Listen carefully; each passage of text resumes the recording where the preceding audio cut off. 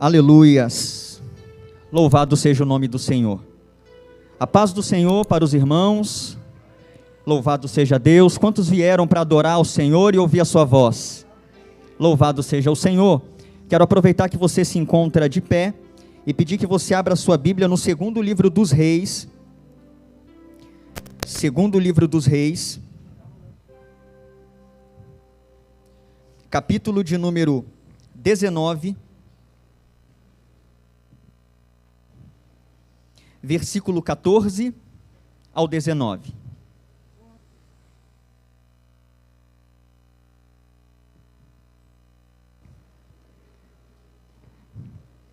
Quero aqui louvar a Deus por essa oportunidade, agradecer a confiança do pastor Hilário, e a minha oração, queridos, é que o Senhor use a minha boca nessa noite, e que essa pregação seja resposta de oração para você. Louvado seja Deus. Quantos acharam, digam amém. Após acabarmos a leitura, permaneça com a sua Bíblia aberta. Recebendo, pois, Ezequias as cartas das mãos dos mensageiros, e lendo-as, subiu à casa do Senhor, e Ezequias as estendeu perante o Senhor. E orou Ezequias perante o Senhor e disse: Ó Senhor, Deus de Israel, que habitas entre os querubins, tu mesmo, só tu és Deus de todos os reinos da terra. Tu fizestes os céus e a terra. Inclina, Senhor, o teu ouvido e ouve. Abre, Senhor, os teus olhos e olha. E ouve as palavras de Senaqueribe, que ele enviou para afrontar o Deus vivo.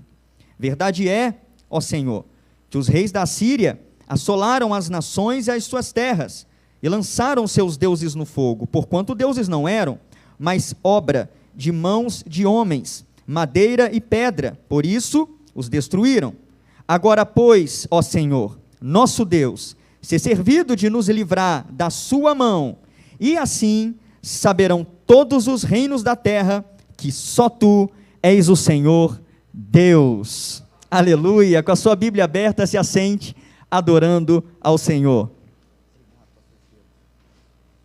Louvado seja Deus. Queridos, eu quero trazer uma palavra para o seu coração nessa noite, com o tema: como reagir quando os problemas aparecem. Como reagir quando os problemas aparecem. Nós sabemos muito bem que este ano será um ano de muitos problemas. Thales, como assim? É a Bíblia que nos diz. Jesus nos falou em João 16:33, que no mundo teríamos aflições, mas tem de bom ânimo, eu venci o mundo. Queridos, mas o fato é, não é se problemas vão aparecer na nossa caminhada ou na nossa jornada anual, mas a questão fundamental é, como nós reagimos quando esses problemas aparecem? Quando a tempestade se levanta e o vento sopra. Alguém já disse certa vez que o que importa não é o que fizeram com você, mas o que você faz com aquilo que fizeram com você. Em outras palavras, o importante não são os problemas surgir, e eles surgirão. O importante é como você está reagindo a esses problemas que estão aparecendo, a esse desemprego que bateu na sua porta, a esse problema conjugal que se levantou, ou a qualquer outro tipo de problema familiar ou de saúde que te pegou de surpresa. Como você está reagindo a ele? E é aqui, queridos, que eu quero mostrar para você como que um rei chamado Ezequias, na verdade um jovem chamado Ezequias, reagiu a um problema que lhe apareceu repentinamente. Só para contextualizar você, nós estamos aqui, esse texto que lemos, nós estamos diante de uma quase invasão de Jerusalém. A Síria era o inimigo número 1 de Israel, era a potência da época, era o arqui-inimigo da nação do Senhor, e eles haviam conquistado várias nações, e agora chegaram até Judá. Foram desbancando uma por uma, invadindo uma por uma, até que chegaram a Judá. Conquistaram algumas cidades de Judá e agora cercaram Jerusalém, a capital. E a gente sabe que um cerco daquela época era terrível. Cercava-se toda a cidade e impedia, tanto de sair quanto de entrar. Logo, por consequência, não se saía para buscar alimento e água, e ninguém entrava de lá para cá também, até matar todo mundo de fome. E é nessa circunstância que Ezequias, ele vai, queridos irmãos, receber uma carta, por intermédio do comandante da Síria, chamado Rabissaque, e essa carta fazia o seguinte: afrontava a Deus, porque comparava Deus com os deuses das outras nações. Essa carta zombava de Ezequias, e da fé que Ezequias tinha, e essa carta menosprezava Judá e Jerusalém. Só que aí, Ezequias, ele vai ter uma atitude correta diante desse problema que apareceu, e é baseado nessas atitudes que Ezequias teve, que eu quero aconselhar você a ter as atitudes corretas quando a prova chegar, e quando os problemas aparecerem. Quem me ouve, diga amém. Glória a Deus. Então, queridos, preste atenção, olha o que o Espírito Santo há de nos ensinar nessa noite. Primeiro, o que eu aprendo com Ezequias aqui? Em primeiro lugar, ele correu para o lugar certo. Eu quero que você olhe comigo, por gentileza, versículo 14, apenas a parte A. Recebendo, pois, Ezequias as cartas das mãos dos mensageiros, e lendo-as, o que ele fez? Olha só que interessante. Ezequias subiu, para onde? Para a casa do Senhor. Ele correu para o lugar certo. Queridos, deixa eu fazer uma pergunta para você. Para onde você corre quando o problema aparece? Aonde é o seu lugar de refúgio? O seu QG, o seu quartel-general? Aonde que você busca abrigo na hora da tempestade? Aonde você busca forças quando o problema acaba com as suas forças? Para Ezequias, o lugar de refúgio dele era na casa do Senhor. Quando ele recebe essa ameaça, queridos irmãos, através das cartas, e a lê, ele não pensa duas vezes, ele corre para a casa de Deus. E é isso que eu quero destacar para você. Na verdade, quando você lê a história de Ezequias, você nota que ele era um jovem, que ele amava a casa do Senhor. Tanto é que o seu pai Acás, que o precedeu no reinado, foi um rei ímpio. E em 2 Crônicas 28, versículo 24, é dito que uma das impiedades de Acás, sabe qual foi? Destruir os utensílios da casa do Senhor, e não apenas isso, ele trancou as portas do templo do Senhor.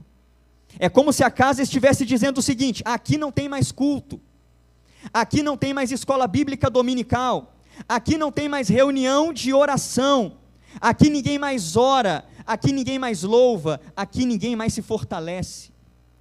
Só que quando Acás, ele morre, e Ezequias, o seu filho com 25 anos de idade, assume o reinado, é dito em 2 Crônicas 29, versículo 3, que no primeiro mês do seu reinado, uma das primeiras atitudes dele como rei, foi abrir as portas do templo do Senhor, restaurar o culto que se havia perdido, e trazer à nação a adoração exclusiva a Deus. Era um jovem que amava estar na casa do Senhor. Mas eu te pergunto, queridos, você tem esse amor por este lugar onde você se encontra? Eu uso aqui as palavras de Jacó, e digo a você: este lugar aqui não é outro, senão a casa de Deus. Aqui é onde Deus fala, aqui é onde Deus age, aqui é onde você é curado, aqui é onde você é restaurado, aqui é onde você é quebrantado, aqui é onde as suas lágrimas são enxugadas, e Deus concede a bênção e a resposta à tua oração.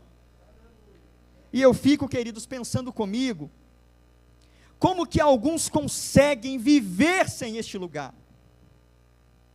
Como que alguns conseguem viver longe dessa casa de oração? Eu fico triste ao pensar comigo, isso não é novidade para nenhum dos irmãos, que existem pessoas que quando a pandemia chegou e as igrejas foram fechadas pela primeira vez, não vieram mais na igreja, claro, a igreja estava fechada, mas também nunca mais retornaram, nunca mais. Irmãos que congregavam com a gente, sentavam do nosso lado, saíram por causa do lockdown, mas não voltaram mais. Eu fico pensando, meu Deus, como que consegue viver sem um momento de adoração como esse que precedeu a palavra?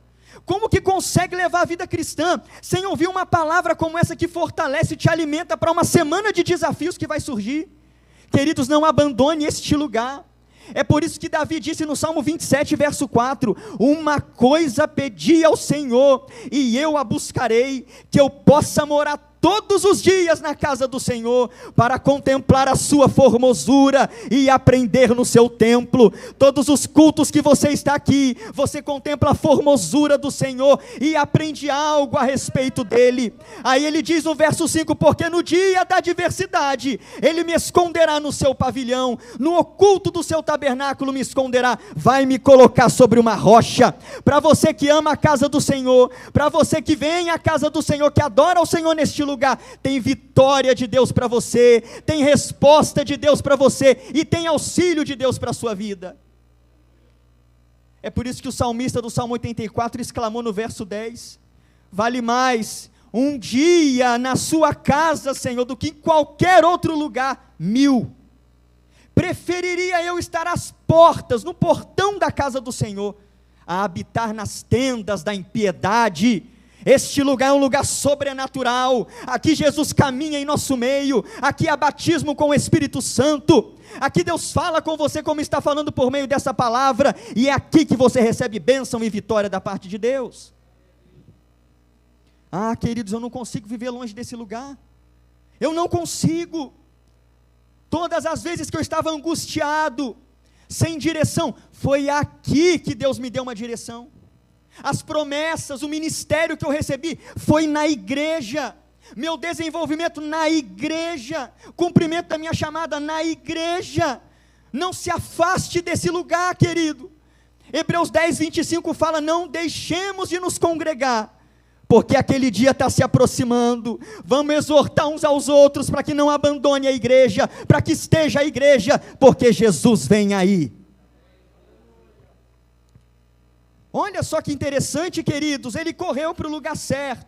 Quando o problema aparecer, e talvez eu estou falando para alguns aqui que estão enfrentando problemas terríveis neste exato momento, corra para este lugar.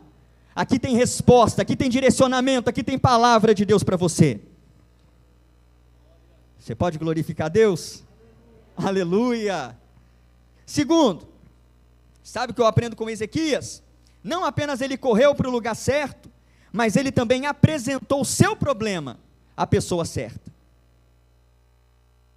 Olha que interessante, a continuação do versículo 14. Ele não apenas sobe à casa do Senhor, mas ele faz o quê? Ele estende as cartas diante do Senhor.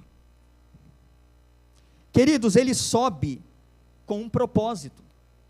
Ele vai para a casa de Deus com um objetivo: falar com Deus, com aquele que pode ajudar, com aquele que tem a solução. Ezequias mostra aqui que a solução dele não estava no seu numeroso exército, nas armas de última geração da sua época, na sua inteligência, ou na estratégia militar dos seus comandantes. A vitória que ele precisava só viria do Senhor. E eu acho interessante, todas as vezes que eu leio esse texto, eu acho muito interessante essa atitude. Isso aqui é só para quem crê, irmãos. Tem gente que não crê, não tem problema, mas isso aqui é para quem crê. Quando ele fala assim, quando o texto diz assim, ó, ele as estendeu diante do Senhor. É como se Ezequias, deixa eu pegar um papel aqui que eu vou mostrar para você. É como se Ezequias pegasse a carta que ele recebeu correspondências de ameaça. Ele pega essas correspondências, vai até o templo do Senhor, e é como que ele estivesse dizendo o seguinte: Deus, lê o Senhor mesmo, lê essas cartas aqui, olha a ameaça, Senhor, que eu estou sofrendo, olha a mensagem, olha a afronta a minha, a tua cidade e ao teu santo nome, lê o Senhor mesmo, Pai. Parece coisa de doido, não parece? Mas é para quem crê. Que o Deus que você serve é um Deus pessoal. Que o Deus que você serve é um Deus que se preocupa com seus problemas. Que o Deus que você crê, Ele sabe ler uma ameaça, Ele sabe ouvir um áudio que você recebeu, afrontando você, cerceando o teu ministério. Mostra para Deus esse seu problema. Senhor, olha aqui, Senhor, olha o problema aqui que chegou, que bateu na minha porta, me ajuda, Pai, o Senhor tem a solução. Queridos, e quando eu leio esse episódio, eu me lembro, e na verdade foi baseado nisso que eu fiz isso, de quando eu e a minha esposa nos preparávamos para o nosso casamento. Todos aqui que não nasceram em berço esplêndido, berço de ouro, sabem muito bem que todo casamento, quando você vai prepará-lo, é custoso, é caro, tem as contas, as dívidas que vêm, e muitas vezes até superior àquilo que você planejou. E a minha esposa nessa época, ela estava desempregada, só eu trabalhando, olha só a prova. E aí, queridos, tinha o boleto mensal do vestido dela, para ser pago, fora as outras coisas de um casamento, e aquilo me dava uma angústia, aquilo me dizia assim, vocês vão ser envergonhados, não vai conseguir acabar de pagar as coisas, não vai ter casamento. Sabe quando os problemas que afrontar você, como o Rabi Saqué está afrontando Ezequias aqui? Não vai ter casamento, vocês não vão conseguir, ela está desempregada, só você pagando as coisas, não vai conseguir. Queridos, eu lembro que toda vez que eu imprimia o boleto do vestido dela, sabe o que eu fazia? Isso aqui é fé, irmãos. Eu ia, queridos, para o banheiro do meu trabalho, do escritório onde eu trabalho, e sabe o que eu fazia? Eu ajoelhava ali, e mostrava o boleto para o Senhor, e falava assim, Senhor, o Senhor sabe da minha condição financeira, Senhor, o Senhor sabe da nossa condição, sabe que a Tainara está desempregada, me ajuda, não deixa a gente envergonhado, Pai. Senhor, o casamento já está caminhando, com que cara nós vamos chegar para os padrinhos, madrinhas e cancelar? Tem multa se cancelar com o espaço que nós contratamos, tem multa se cancelar o aluguel desse vestido. Senhor, nos ajuda, meu Deus. Queridos, e para honra e glória do Senhor, não faltou um centavo para o nosso casamento, não faltou um centavo. Eu sei que Deus está falando com noivos aqui, não vai faltar um centavo para o seu casamento. Deus vai te surpreender, quando você apresentar os seus problemas à pessoa certa, ao nosso Deus. Então, para quem você está apresentando esse problema hoje? Essa questão, apresenta ao Senhor. Salmo 55, 22 diz, lança o teu cuidado sobre o Senhor, e Ele te sustentará, nunca vai permitir que o justo seja abalado, você não vai ser abalado, tua casa não vai ser abalada. Apresenta esse problema a Deus, Ele tem a resposta, Ele tem a saída, Ele tem a vitória que você precisa. Aleluia. Filipenses 4,6, não esteja inquieto, inquieta, ansioso, ansiosa, por coisa alguma, antes, todas as vossas petições, sejam em tudo conhecidas diante de Deus, pela oração e súplicas com ações de graça. O nosso problema, irmão, é ficar, ai Senhor, tu sabes, tu conheces, mas Ele quer te ouvir, nos mínimos detalhes, Ele quer conhecer tudo. Fala com Deus, Ele tem a resposta.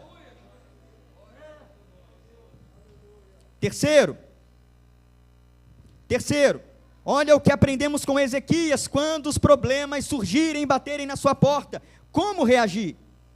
Terceiro, ele buscou a companhia certa.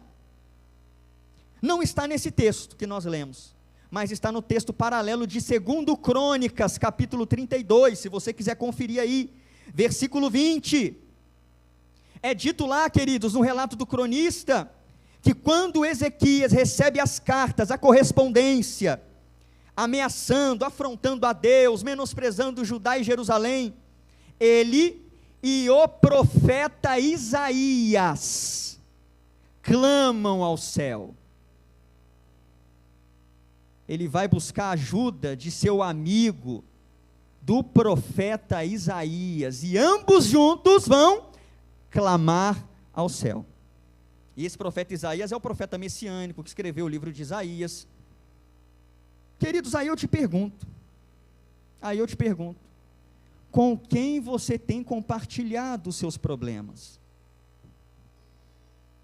Você tem aberto o teu coração, contado problemas íntimos? Para quem?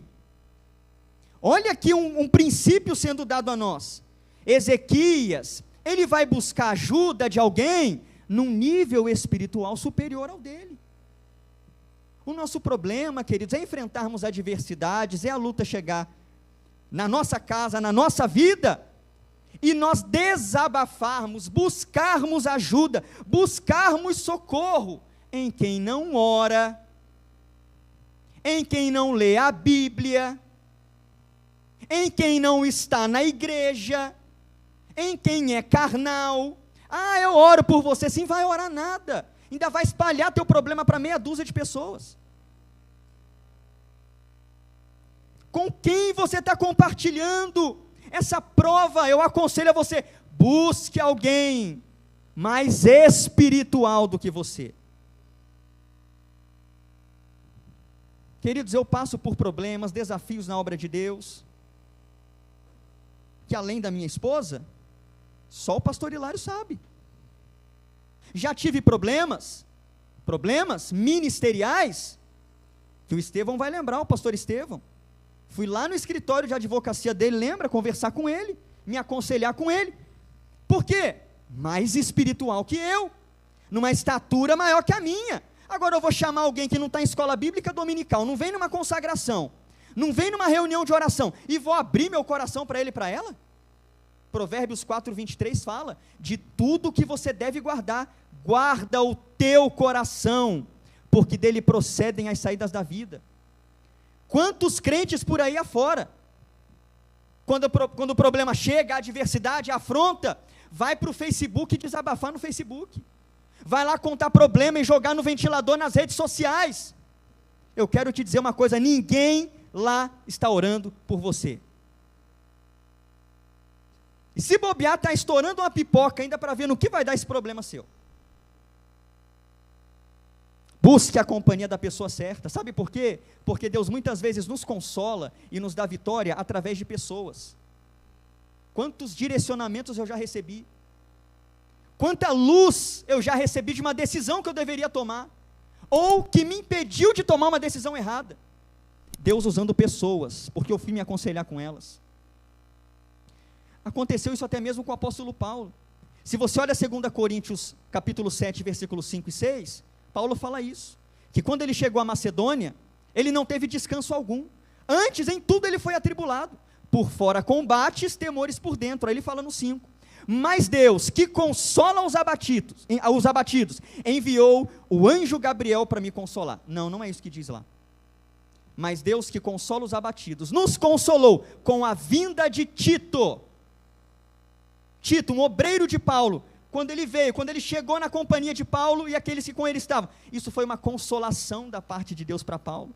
E eu sei que Deus está falando com pessoas aqui, para de se isolar. Você está passando problema, você está se isolando, você colocou esse problema para dentro de você e ninguém está sabendo. Busque a ajuda de alguém mais espiritual que você, desabafe para alguém que você confia, para alguém de oração, para alguém que você sabe que não vai espalhar teu problema aos quatro ventos.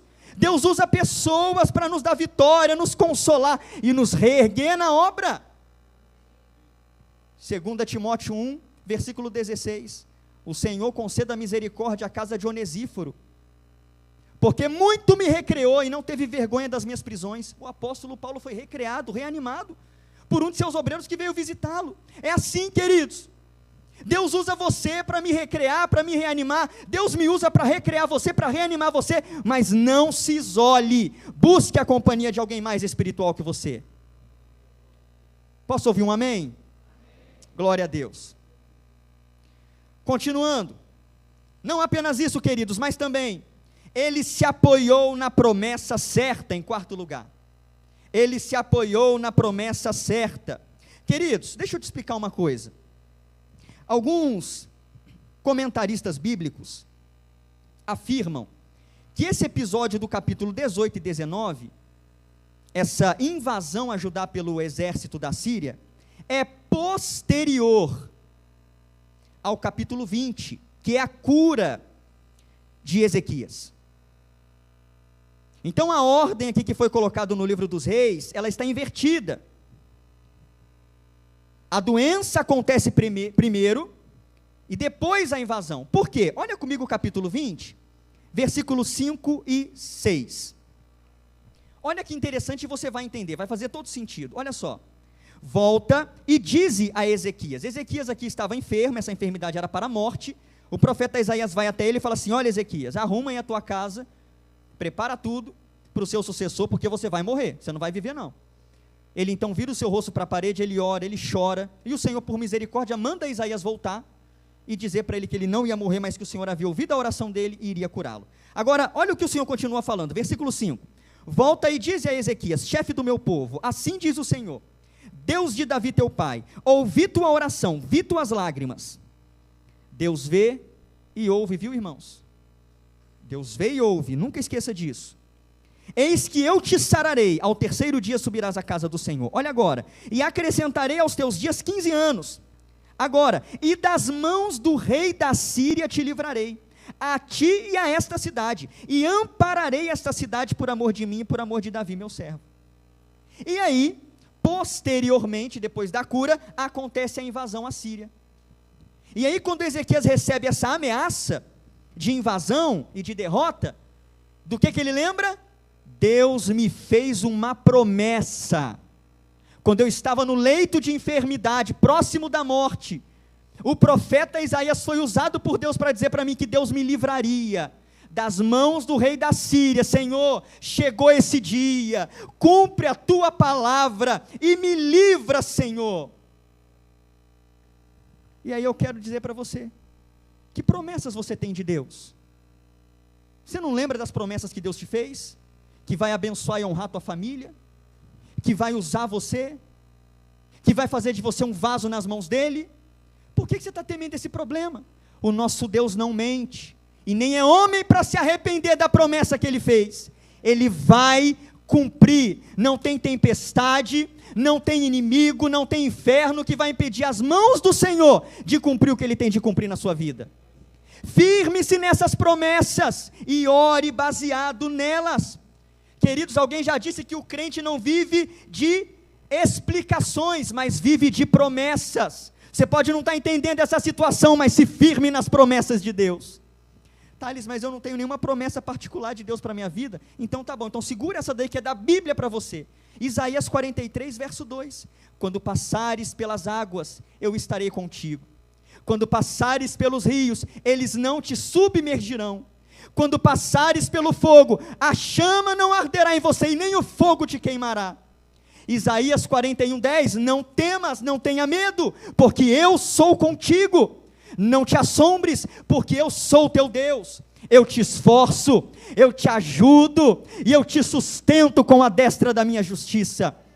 Hebreus 13, 5, não te deixarei, nem jamais te desampararei. Promessas de Deus para você. Quando o problema chegar, quando a adversidade bater na tua porta, Deus, o Senhor prometeu na tua palavra que não ia me deixar. Deus, o Senhor prometeu na tua palavra que não era para eu temer, que o Senhor estaria comigo. Me ajuda, Senhor. Oh, Deus maravilhoso, Deus maravilhoso. Deus não prometeu para nós, queridos, ausência de problemas, mas Ele prometeu estar conosco nos problemas. Deus não prometeu para você que você seria isento da fornalha, mas Ele vai ser o quarto homem dentro dessa fornalha que você está passando. O fogo não vai consumir você, a água não vai te afogar. Deus te dará vitória nessa situação. Confia nas promessas do Senhor. E por fim, sabe o que eu aprendo com Ezequias? Ele orou com a confiança certa. Ah, queridos, olha o que eu aprendo com Ezequias. Quando você olha do versículo 15 ao 19, é dito aí, ó, e orou Ezequias perante o Senhor e disse. Ele orou. Você tem orado para Deus te dar vitória e te fazer triunfar sobre esse problema? Você tem clamado aos céus como Ezequias e Isaías fizeram? Você tem dobrado o seu joelho e colocado diante do Senhor essa causa? E eu quero te mostrar aqui para eu concluir os elementos da oração de Ezequias. Olha só, ele orou com a confiança certa. Que confiança? Ele orou confiando na soberania de Deus. Olha o versículo 15. Ele começa orando assim, ó. Olha o começo da oração dele. Ó Senhor, Deus de Israel, que habitas entre os querubins. Sabe o que Ezequias está dizendo aqui? Senhor, o Senhor é soberano. Quem que é a Assíria? Quem que é Senaqueribe? Quem que é Rabissaqué diante do teu poder, diante do teu domínio, comparado ao teu reino? E eu quero dizer para você que Deus é maior que essa tempestade. Deus é maior que essa enfermidade que está assolando a tua família. Deus é maior do que esse problema conjugal que se levantou. Deus é maior do que esse vício que está instalado na sua casa e que você tem orado para Deus dar vitória sobre esse vício na vida de um filho, de um parente. Deus é soberano. Basta uma palavra do Senhor e o mar se acalma, e o vento se aquieta, e vem bonança para a tua vida. É por isso que o salmista disse no Salmo 103, verso 19, que o Senhor tem estabelecido o seu trono nos céus, e o seu reino domina sobre tudo. Não há nada maior que o nosso Deus. Ele é superior ao teu problema. 2, Ezequias orou confiando na compaixão de Deus, versículo 16, inclina, Senhor, o teu ouvido e ouve, abre, Senhor, os teus olhos e olha, e ouve as palavras de Senaqueribe, que ele enviou para afrontar o Deus vivo. Esse fato de Deus inclinar, abrir os olhos e olhar, é compaixão. E você sabia que Deus faz isso toda vez que você ora? Tem gente que acha que importuna Deus orando. Mas eu vou orar de novo por essa causa. Já orei ontem. Se eu orar de novo, Deus vai ficar com a paciência cheia comigo. Mas não aguento mais ouvir meu servo orando por causa disso. Não, queridos. Eu quero dizer para você que a sua oração dá prazer e contentamento a Deus. Eu quero dizer que quando você dobra o seu joelho, Deus se alegra. Eu quero dizer, usando uma linguagem aqui humana, que quando você ora, Deus para tudo para te ouvir. Inclina os ouvidos dele, abre os olhos, a minha serva está orando, o meu servo está orando, e ele trabalha pela sua vida, porque ele tem compaixão por você. 3, Ezequias orou confiando na grandeza de Deus, versículo 17 e 18, verdade é, Senhor, que os reis da Síria assolaram as nações e as suas terras, e lançaram seus deuses no fogo, porquanto deuses não eram, mas obra de mãos de homens, madeira e pedra, por isso os destruíram. Ezequias está fazendo uma admissão aqui, é verdade, Senhor, o que eles escreveram aqui nem tudo é mentira, não. Eles assolaram as outras nações dele, as outras nações mesmo. Mas sabe por quê? Porque lá não tinham deuses como o Senhor. Os deuses das outras nações que foram subjugadas eram feitos de madeira, de pedra, de aço, mas o Senhor não. O Senhor é grande, é invencível, é o Deus do impossível, por isso age, Senhor, em meu favor. Teu Deus é grande, teu Deus é grande. Eu sei que você já ouviu isso 500.000 vezes, mas eu vou ouvir 501.000 vezes. Exemplo de Davi e o exército de Israel. O exército de Israel olhava para Golias e pensava o quê? Olha o tamanho dele, olha o tamanho desse problema que se colocou diante de nós. Davi olhava para Golias, olha o tamanho do meu Deus diante dele. Uma pedra eu derrubo esse camarada, porque meu Deus é forte, meu Deus é grande, meu Deus é o Deus do impossível. Teu Deus é maior que esse desemprego, teu Deus é maior que a economia instável do nosso país, teu Deus é maior que o Covid-19, que a nova gripe ou variantes que estão surgindo por aí, ou surgirão. Teu Deus é maior, teu Deus é maior. Ezequias orou confiando no poder de Deus, versículo 19a, parte A aí, ó. Agora, pois, ó Senhor nosso Deus, ser servido de nos livrar da sua mão. Ezequias está dizendo, Senhor, o Senhor pode livrar. Esse exército aí não é nada diante do teu poder. E é assim que você deve orar, queridos. Senhor, basta uma palavra do Senhor e a porta se abre. Basta uma palavra do Senhor e o Senhor muda a minha história. E o Senhor restabelece meu casamento. Basta uma palavra do Senhor e chega a salvação na minha casa. Uma palavra só, querido. Eu não preciso mover o céu, trazer anjos aqui para a terra, não. Uma palavra de Deus, uma ordem. Uma ordem, Ele traz à existência aquilo que não existe. Por fim, Ezequias orou, motivado pela glória de Deus. Parte final do versículo 19. Ah, irmão, isso aqui é maravilhoso para mim. Isso aqui me confronta, sabia? Isso aqui me confronta, olha só. E assim, por que Ezequias queria tanto esse livramento? E assim saberão todos os reinos da terra que só tu és o Senhor Deus. Olha a motivação da oração dele. Ele não está motivado, Senhor, vence o exército da Síria, para que vejam que o meu reinado, para que vejam que eu sou o teu servo. Não, para que vejam que o Senhor é Deus. Deixa eu te perguntar uma coisa, por que você está buscando tanto essa vitória? Eu estou buscando para provar para minha família, que sempre duvidou de mim. Não, de jeito nenhum. Eu estou orando para Deus me abençoar, porque Ele me abençoa. Tem um punhado de pessoal na igreja aí que vai ver que Deus é na minha vida. Não, está orando por causa disso? Não espera a bênção de Deus, não. Ora visando a glória de Deus. Senhor, restaura o meu casamento, porque aos olhos humanos é impossível, mas restaura para que todos vejam que o Senhor é Deus. Deus, abre a porta de trabalho para mim, para que todos vejam que não há portas que continuam fechadas diante da tua palavra. Deus, cura o meu familiar, para que todos vejam que tu és o médico dos médicos. É a glória de Deus, queridos. Ore visando a glória de Deus. Abençoa a minha vida, Senhor, para que o teu nome, e só o teu nome, seja glorificado. Será que você pode levantar sua mão e glorificar esse Deus que é digno de adoração e de louvor? Aleluia. Agora, queridos, toda ação tem uma reação. Ezequias orou e foi atendido. E eu quero te mostrar que o teu Deus, que você ora, Ele é um Deus que responde e te livra, não importa o problema que você enfrente. Olha comigo, capítulo 19, versículo 35 a 37. A resposta que Ezequias recebeu. Uma oração dessa, Deus respondeu. Uma oração visando a glória de Deus, Deus respondeu. Olha o versículo 35. Sucedeu, pois, que naquela mesma noite saiu o anjo do Senhor e feriu no arraial dos assírios a 185.000 deles. E levantando-se pela manhã cedo, eis que todos eram corpos mortos. Então Senaqueribe, o rei da Síria, partiu, em outras palavras, fugiu, e foi, e voltou, e ficou em Nínive. E sucedeu que, estando ele prostrado na casa de Nisroque, seu deus, Adrameleque e Sarezer, seus filhos, o feriram à espada. Porém, eles escaparam para a terra de Ararate, e Esarhadon, seu filho, reinou em seu lugar.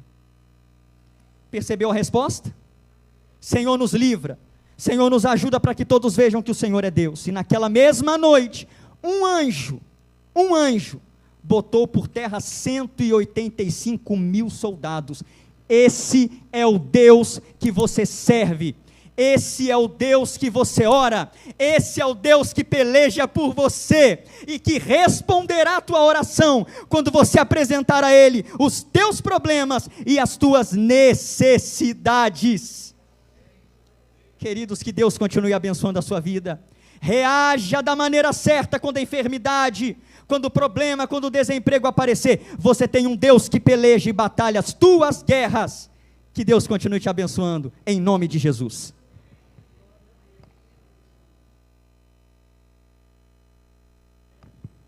Aleluia. Queridos, você pode se colocar de pé com a permissão do pastor Hilário. Louvado seja Deus. Quantos foram abençoados por essa palavra? Amém. Aleluia. Queridos, nesse momento foi me dado a oportunidade de fazer aqui o melhor convite que um homem pode receber. Você ouviu a palavra do Senhor sobre esse Deus que peleja por você, e esse Deus que pelejou por Ezequias. Ele enviou seu filho para morrer em seu lugar, para te dar salvação, para te levar para o céu, para perdoar seus pecados e escrever seu nome no livro da vida. E eu gostaria de saber se em nosso meio há alguém que entrou aqui pela primeira vez, e você até frequentou a igreja um dia, mas você nunca entregou sua vida a Cristo como Salvador, nunca. E eu gostaria de saber se há alguém que quer entregar sua vida a Cristo como Salvador hoje, e além de ser o Salvador, ele vai ser também seu amigo, seu companheiro, aquele que vai pelejar suas guerras. Será que há alguém aqui que quer entregar sua vida a Cristo como Salvador e Senhor? Faça um sinal com a sua mão, eu quero te conhecer e orar pela sua vida. Ou talvez alguém que se afastou dos caminhos do Senhor, mas hoje quer retornar. Há alguém que quer reatar sua aliança com Deus nessa noite? Há uma mão levantada lá atrás. Vem aqui, meu querido, por favor. Glorifique a Deus, igreja. A festa no céu nesse momento. Aleluia. Louvado seja Deus. Será que há mais alguém que quer reatar sua aliança com Deus? Reatar sua comunhão com o Senhor que foi perdida? Há alguém? Se não há, nós vamos orar. Nós vamos orar por essa vida. Lucas, nome de evangelista, hein? Lucas, vamos orar pelo Lucas, queridos. E hoje Deus o perdoa. Hoje Deus restaura a comunhão do Lucas com ele. E hoje Deus muda a história desse moço. Pai querido e maravilhoso, Deus fiel e santo,